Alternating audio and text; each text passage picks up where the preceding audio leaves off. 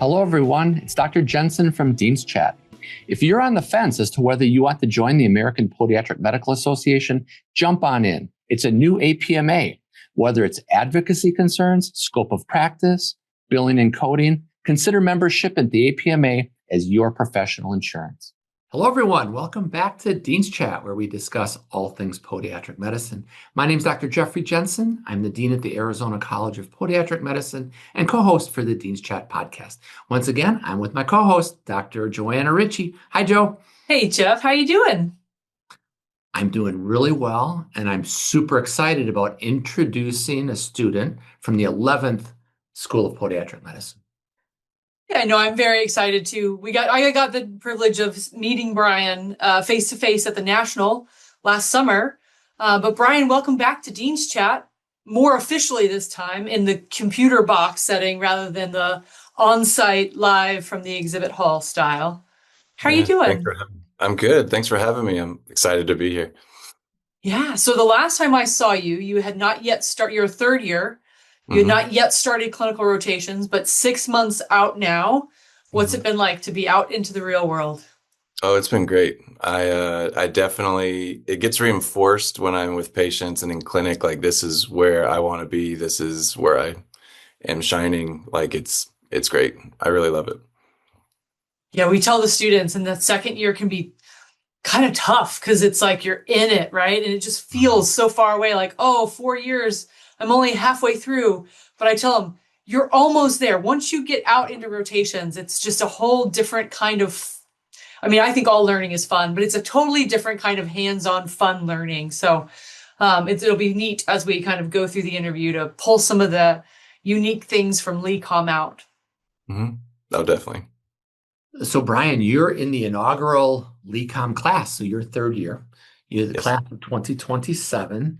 And what was it like coming into the first class for a new school a couple of years ago? I was super excited about it. I had options, which I know a lot of people don't always have.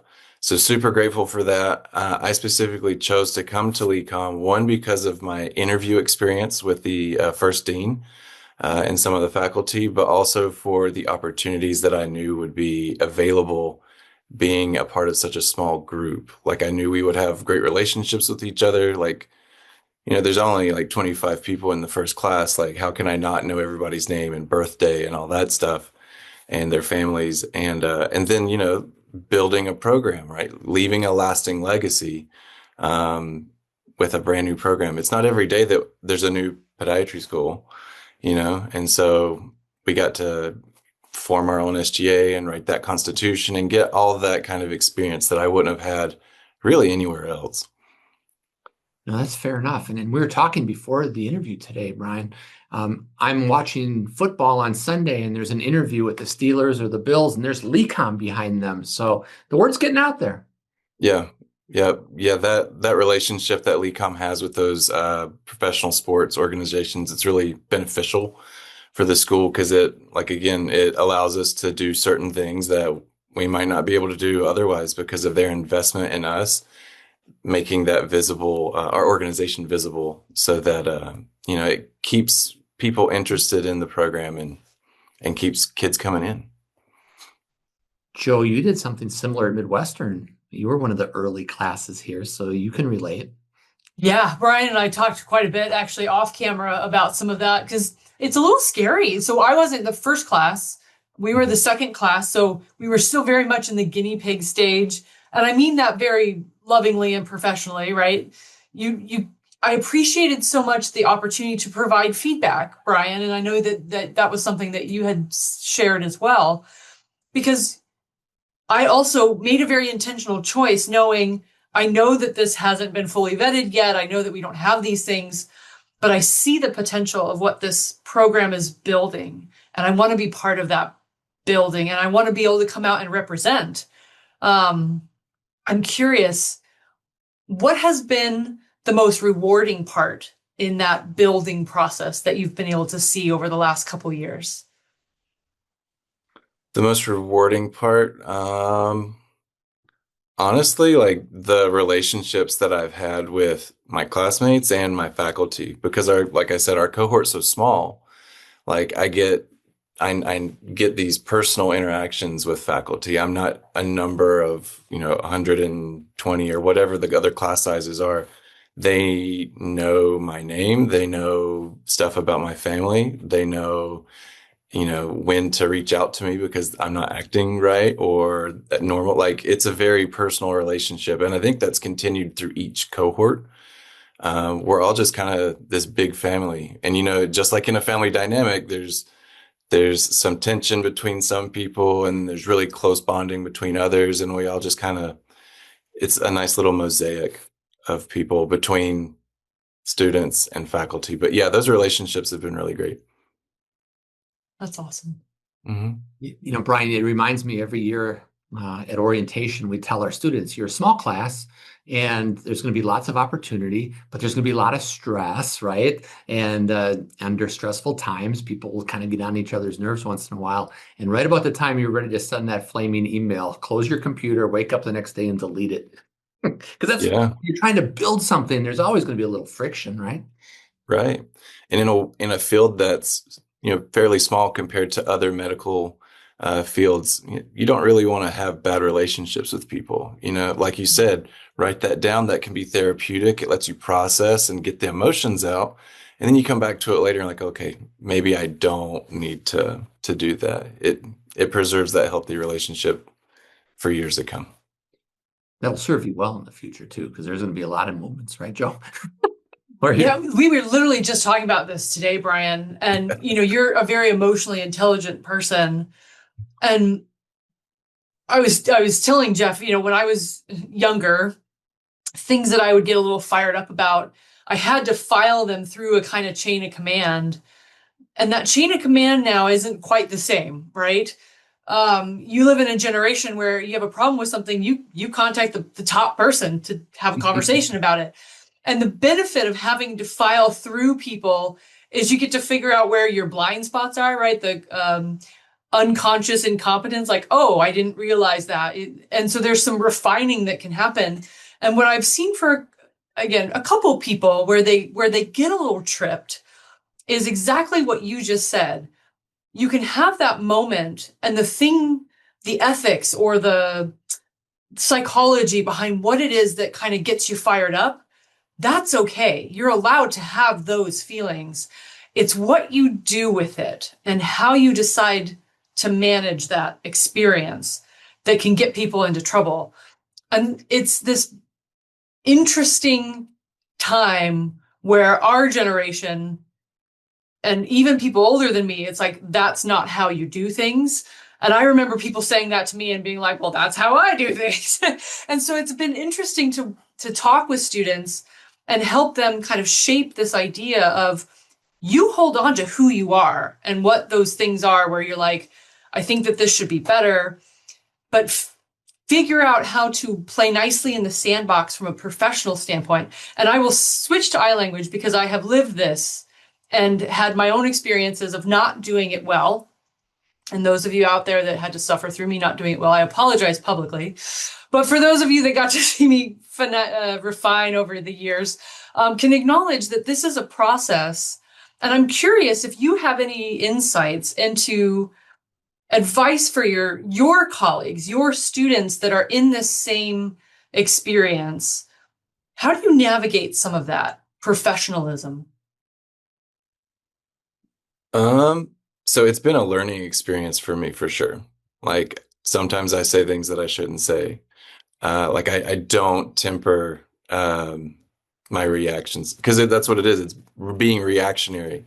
Yeah. I have the benefit of being one of the older students in our program. I'm the oldest in my class.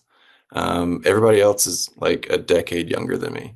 So I have a little bit of life experience that I brought into the program as well.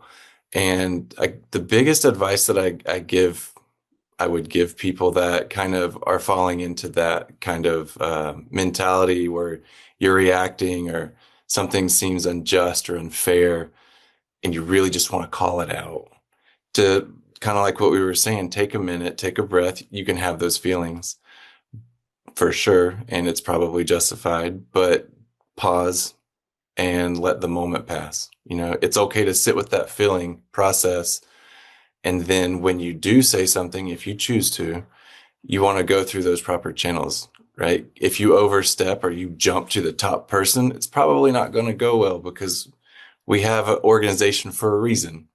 Yeah. And usually there's been a few experiences, not in medical school, but outside of school, in other opportunities, when I've jumped the line of authority, and the person listens to me because that's what they want. That's what they do. They want that feedback, but it doesn't get addressed by that person. It always goes to the direct superior. And usually that's the person you're complaining about, right? So it damages that relationship. So circling back, process it, feel those feelings. And then after the moment has passed and you've let go of some of those reactionary emotions, then you can make a game plan on how to do it. And all that's assuming you have time to do that, right? Because sometimes it's in the moment. Yeah.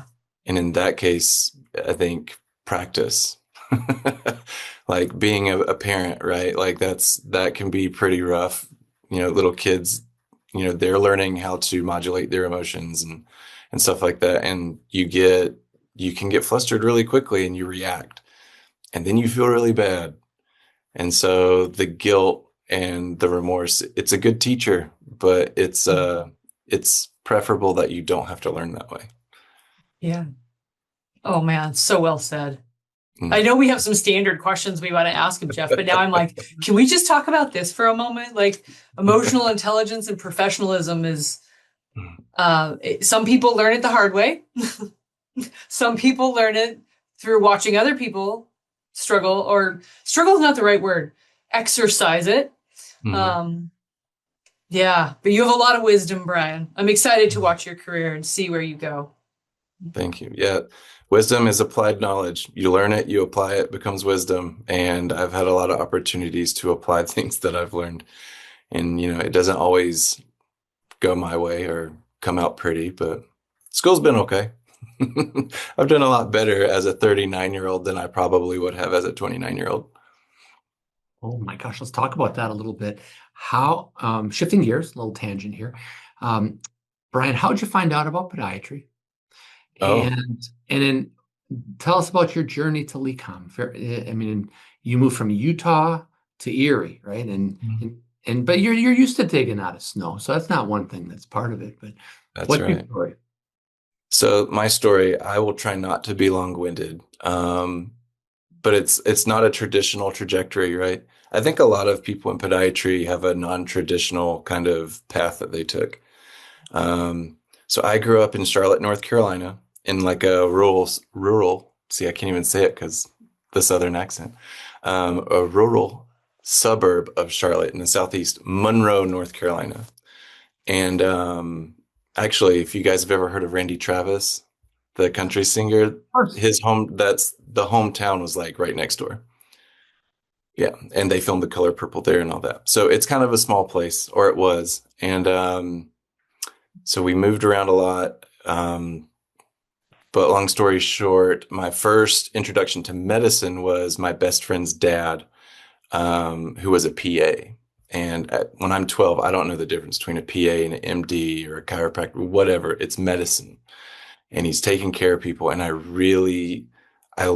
still love Dr. Hibbard, and he will always be Dr. Hibbard, even though he's a PA. But he introduced me to compassionate medicine and just really taking care of people. And I really liked that. And, from that point, I was like, yeah, I want to do that. And then in high school, I took like a career exploration class. One, because I could get out of school early, like as a co-op type thing. But it was I think it was called medical science. And it was, I forget her name, like Miss Brewer. It was Miss Brewer. I took medical science 1 and 2. And the first one was like a CNA course where you go through anatomy and all those different things, blood pressures. And then the second part, we would, like the second semester, we left and we would rotate through all the different departments at the hospital. And so I was like, okay, yeah, I really do like this. And then my dad died senior year of high school, first semester, like second week of school. He died of a heart attack. So at that point, I knew I wanted to be a doctor, didn't know what I wanted to do. So I was like, I'm going to be a cardiothoracic surgeon.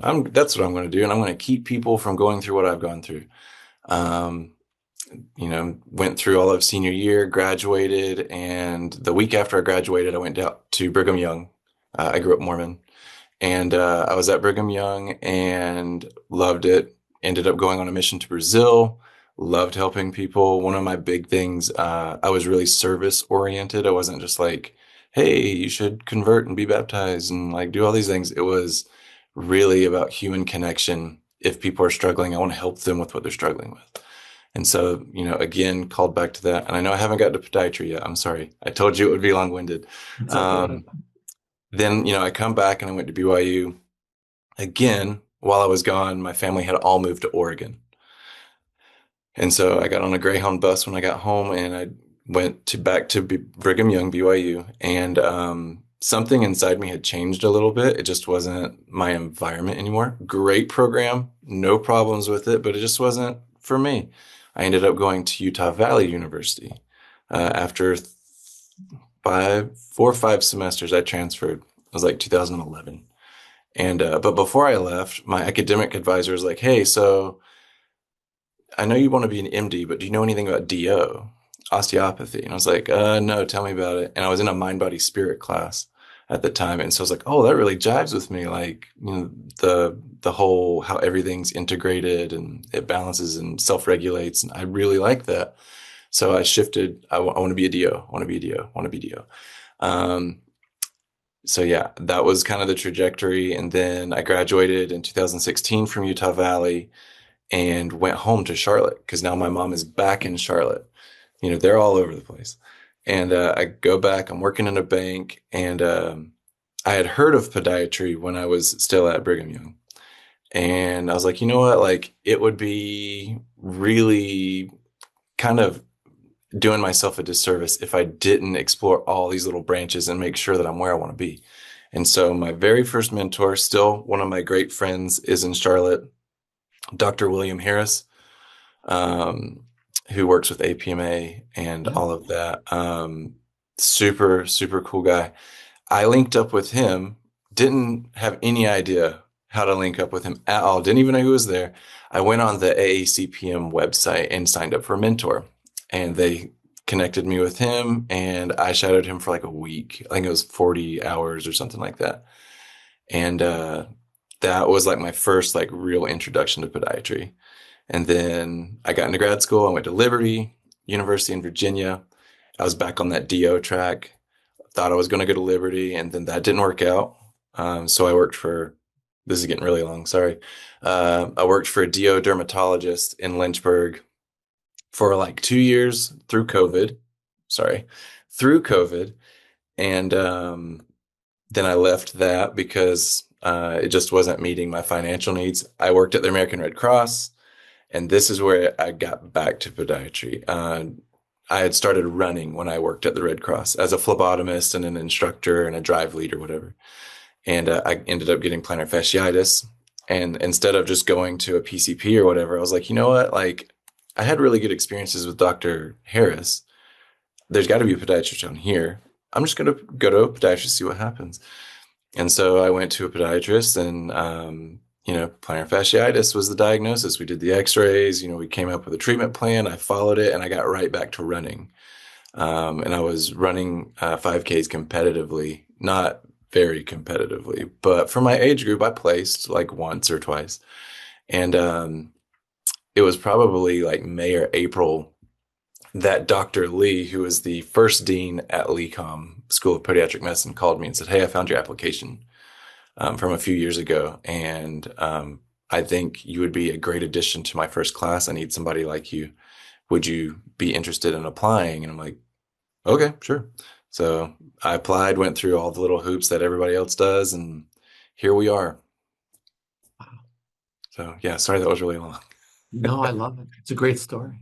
Yeah, and like my patients have been asking me a lot lately, why podiatry? And I tell them every day, like every encounter that I've had with patients so far, if it's a diabetic foot ulcer that I'm debriding and treating in wound care, or if it's, like I call it a ram's horn toenail, the ones that grow all the way around, like onychogryphosis or whatever. Or just plantar fasciitis, anything, big, small, whatever, it reinforces my choice to be in podiatry.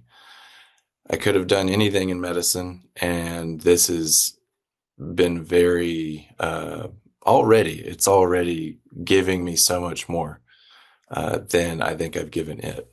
There'll be a balance at some point, maybe, but every day it's reinforced that this is where I want to be. So,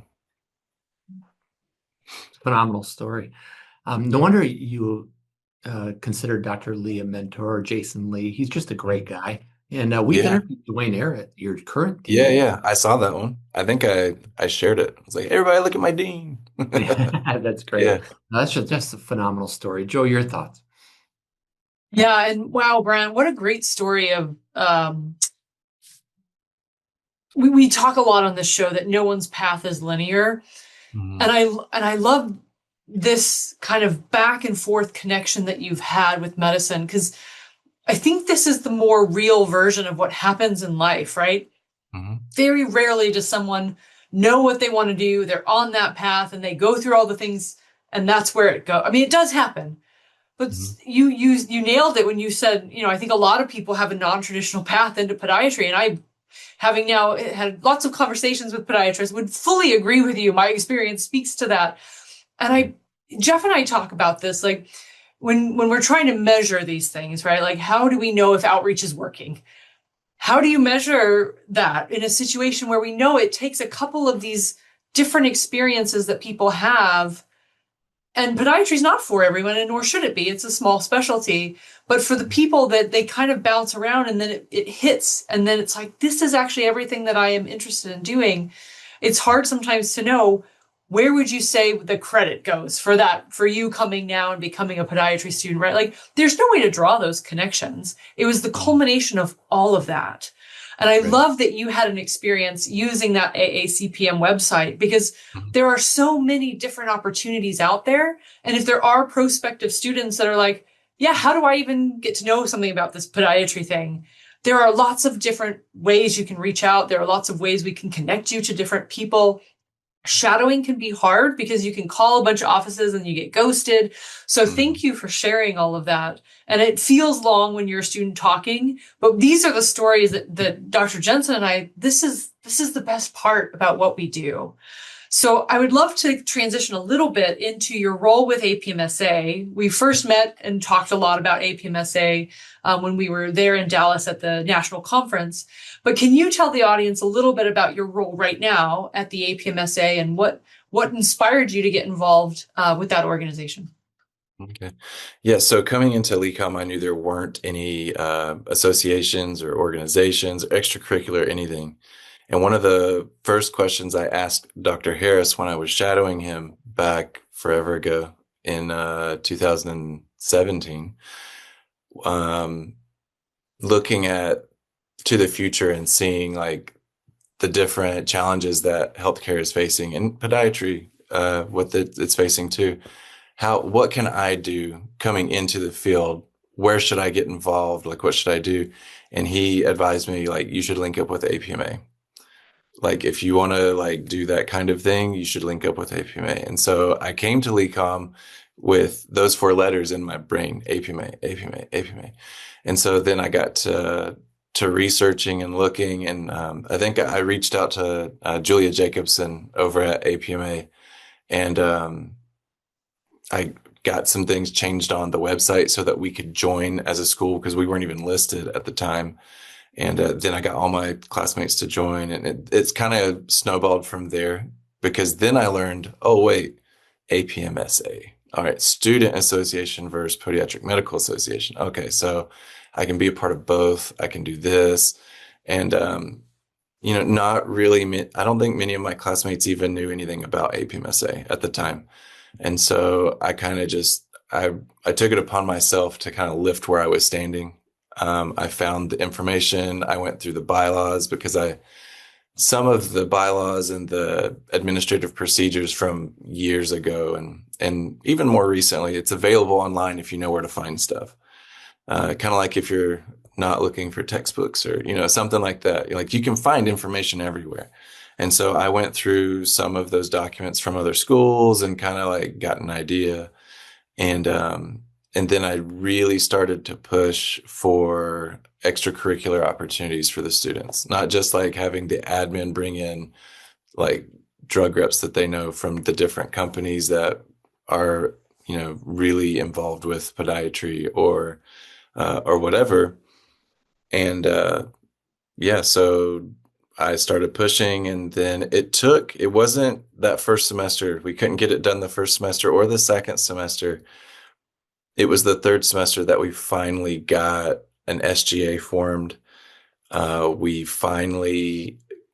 got elected as the delegate. I was the only one who knew anything about it, which kind of seems unfair, but I guess my classmates recognized that leadership or whatever. Or at least that I was holding all the information and maybe I was the best suited at the time. And so I became the delegate. So now I'm the senior delegate for our program, not just for my class. And today, a little late, we just had the election for the class of 2029.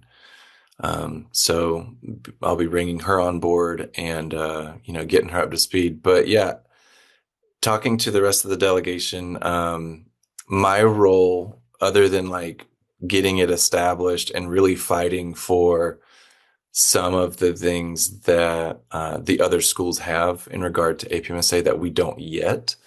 When I structured our constitution and detailed out what each year's responsibility was for APMSA, third year for at least at LECOM is you're the senior delegate. You're running the meetings, and you're really. Sorry, my ADHD is kind of acting up right now. Sorry. When I've had to explain what APMSA is, to an amount that I kind of almost am frustrated with. Like, you guys, it's APMSA. It's not APMA. It's not ACFAS. It's not a club. When I explain it to the students and even to other people, this is almost like a national student government. When you're the delegate for your class, you're representing your class nationally. So you're like a senator or a House of Representatives, right? That's what it is. And so I lead our delegation from LECOM.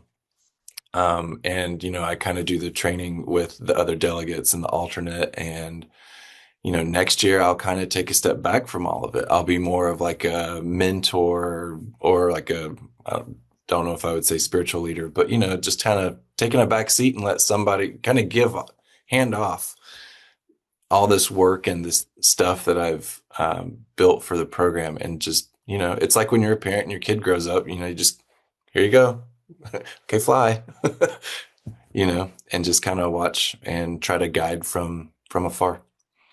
So that, I don't know if that answers your question in a clean way, but yeah, I brought APMSA to LECOM. Yeah. And it's hard to be the first one to blaze those trails, and to your story, having to figure out through the research how to piece together even your bylaws. And so again, I give you a ton of credit, Brian. It wasn't like you just showed up and somebody voted you in and you just get to go do a bunch of fun things. There's been a ton of legwork on your part. So kudos to you. Yeah, thank you. Even last night, I was putting together a proposal, like a budget proposal. And I think that's something that if you're not in an organization like APMSA or ACFAS or whatever,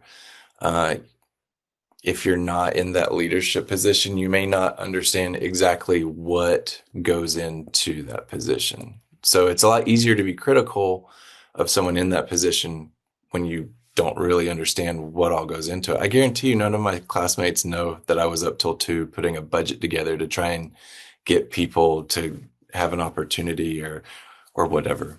It's just little tiny things, but they add up. Yeah. And I know, Jeff, you can speak to that. yeah. And not to cut you off, but not to make it sound selfish or whatever, I'm definitely getting a lot of knowledge and learning from that, right? Like, it's not a bad thing that I'm doing all these things. It's a position of service, and I'm blessed to be able to learn all these different skills and experiences, because when I get out into my career as an attending, like, I'm not just going to be just a doctor, right? I'm not just going to have patients. I'm going to be able to be a leader in the community and in our profession, because I've got those skills right when I get out there. Absolutely. So, Brian, a few thoughts. Yes, first, you're the right person at the right time. That's wonderful. The right. second thought is, I feel bad because we could have helped you, right? You didn't have to do it on your own. So I feel bad in that regard, because while you were doing this, I was the chair at AA. So I feel really bad because we should have reached out to you. And then the third thought is a quote of yours, Joe. The most interesting in our profession took a non-linear path. I think you said that a long time ago, and it's so true. We live that every day. But Brian, that's just a great story all around. Will Harris, what a great mentor also. I think it's neat that Jason Lee reached out to you. I mean, there's just like all the stars lined up for you. I'm so glad that it worked out. It really did. I've been really blessed. Even now, I have so many mentors in podiatry, right? It started with Dr. Harris, and then Dr. Lee reached out to me, and then Dr. Hankins kind of has been really close. And then even during rotations, like Dr. Kahn and Dr. Olson, and like all these different people have just come out of the woodwork to not only support my education, but also like my personal development. They're not just my professors and my teachers, but they're actually like friends. Like, I can call any of them like right now and be like, hey, I have a question. Or even like, I have friends that I went to undergrad with at Utah Valley who are now attendings. And actually, you guys one of them is one of your students. Actually, two of them are, but one you guys just interviewed. Aaron Evans, is it not Aaron? What is his name? Yeah. Evenson. It's not Aaron. Arthur. I knew it was an A. Yeah. Arthur Evenson. He and I were benchmates in organic chemistry too. No. And then another one of your alumni, Zach Pearson, was in a lot of my classes at Utah Valley. Oh my gosh. Yeah, it's a small world, right? And it's a small world and a small profession. So then you put them together, and that's crazy.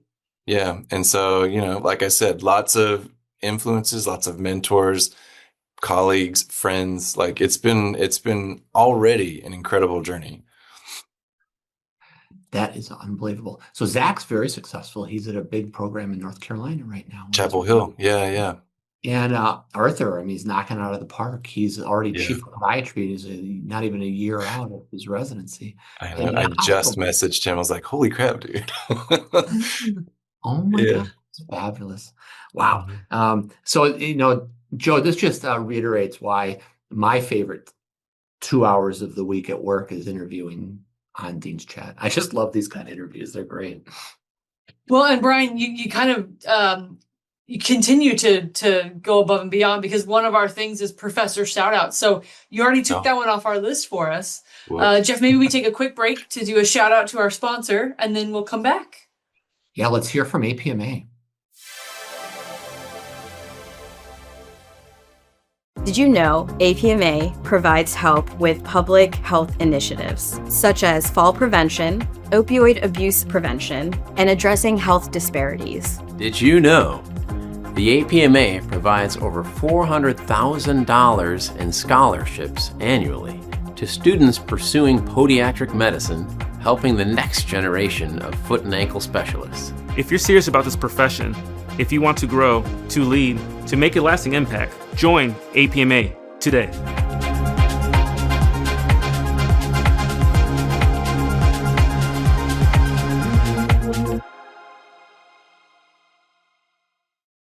All right, well, we're back. Brian, I'd love to hear prospective students that are out there. What do you wish you would have known prior to starting, or what maybe surprised you the most about starting podiatric medical school? I came in, I feel like I was pretty knowledgeable about what I was getting into. A lot of my classmates, however, might not have been as well researched as I was. So if I had advice or whatever for prospective students, one, do your research, right? You're making a huge investment in yourself.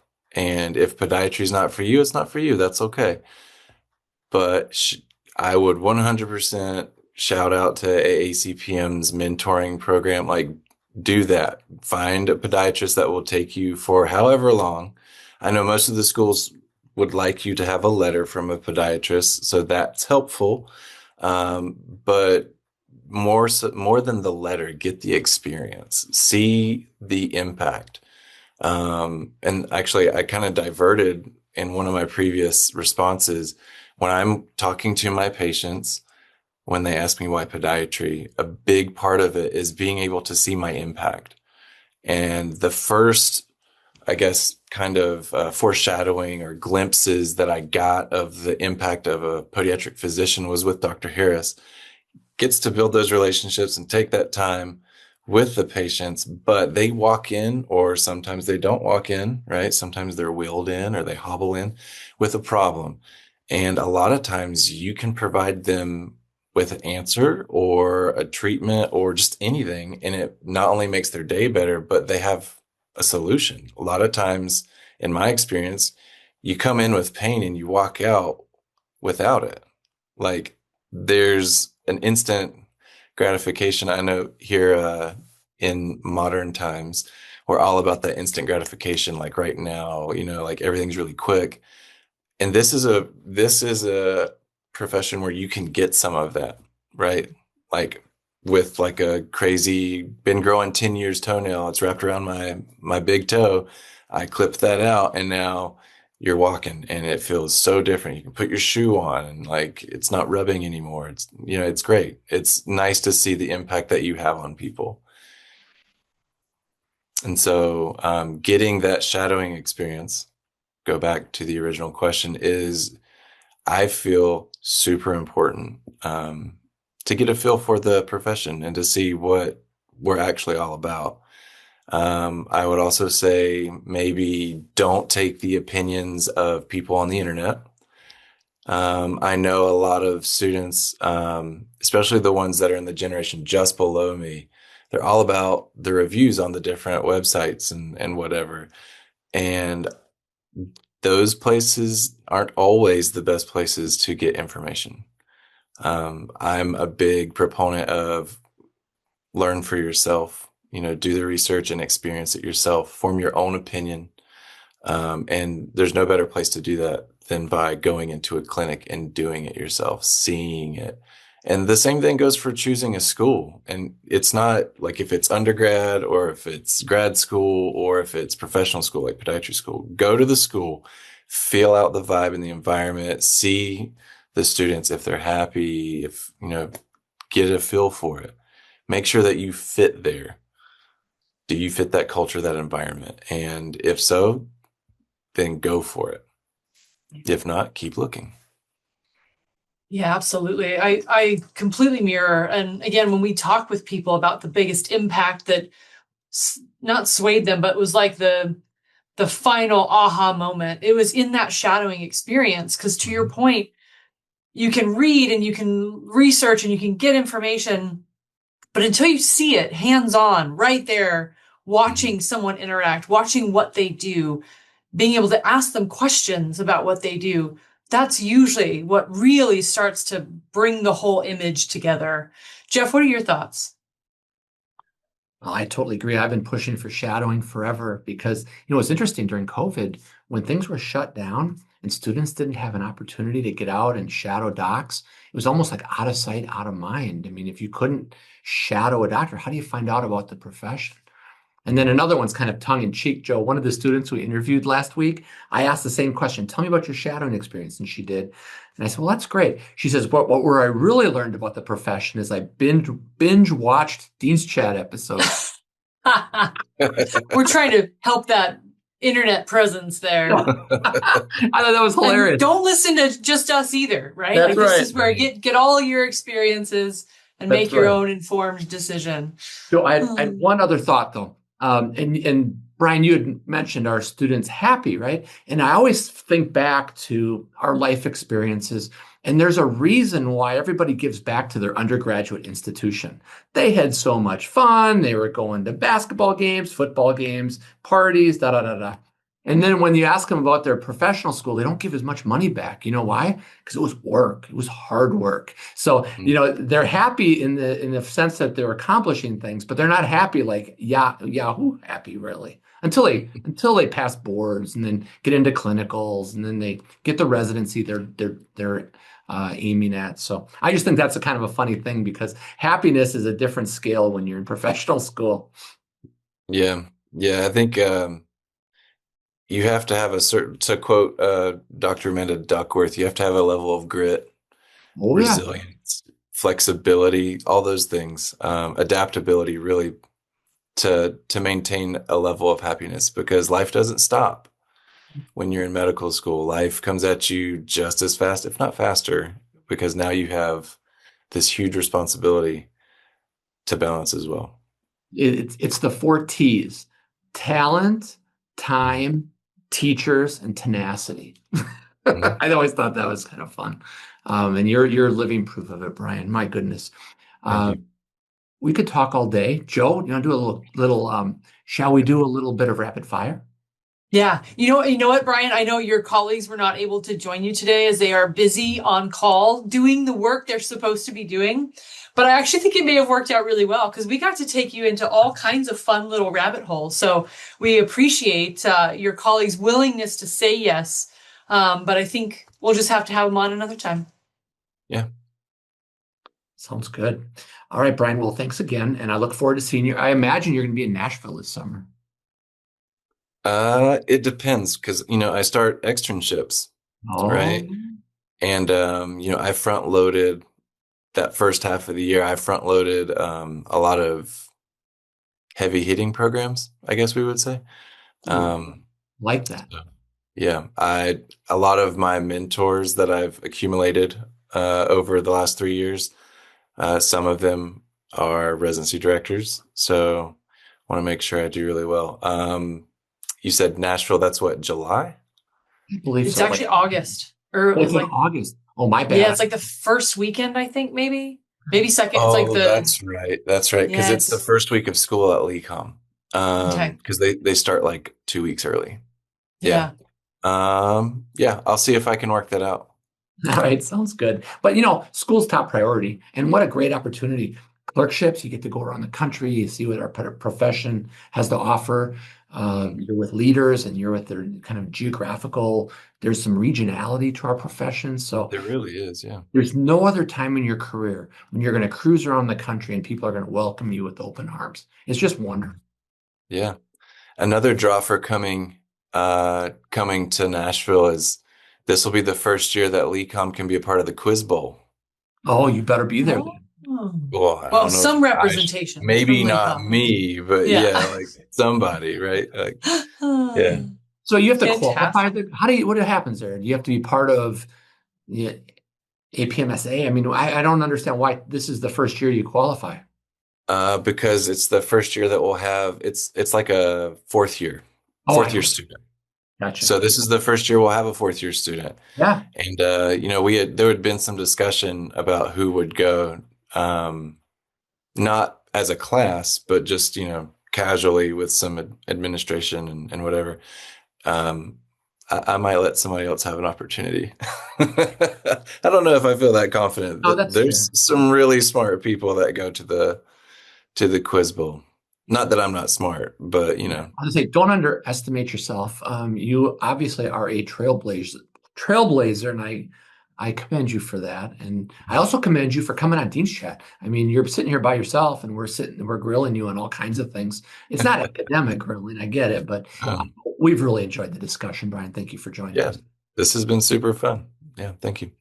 Joe, any last words? No, thank you so much, Brian. I'm sure we'll find ways to continue to connect, but please stay in touch because it's been wonderful to get to know you, and we're excited to see where your career takes you. Yeah, thank you. And if you guys are in Vegas here in the next few weeks, we'll have to link up. We will be. Yeah. Yeah, we will. We might be doing some live stream. In fact, we've never live streamed, Jeff. So we'll see. We're working out some details on a couple things. I'll make sure to bring the family by. Oh, fantastic. Not my family, but the LECOM family. The LECOM family.